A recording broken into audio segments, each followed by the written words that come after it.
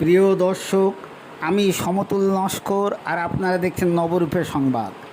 আজকের তাজা খবর, গতকাল 11টা 30 মিনিটের সময় স্ত্রীর পরকীয়ার জন্য ক্ষিপ্ত হয়ে স্ত্রী বিমলা মণ্ডলকে নৃশংসভাবে খুন করলেন স্বামী বিপ্লব মণ্ডল। ঘটনাটি কুলতলি ব্লকের দেউলবাড়ি দেবীপুর গ্রাম পঞ্চায়েতের কাঁটামারি গ্রামে। বুদ্ধিশ্বর মণ্ডলের পুত্রবধূ বিমলা মণ্ডলকে খুন করলেন ছেলে বিপ্লব মণ্ডল ওরফে বাবুসোনা। অবশেষে গ্রামবাসীরা জানতে পেরে কুলতলি থানায় খবর দেন। কুলতলি থানার পুলিশ এসে মৃতদেহ এবং মিতার স্বামীকে আটক করে নিয়ে যায় কুলতলি থানাতে। আমাদের এই চ্যানেল পেতে সাবস্ক্রাইব করুন, বেল আইকন পুশ করে লাইক দিন। নমস্কার।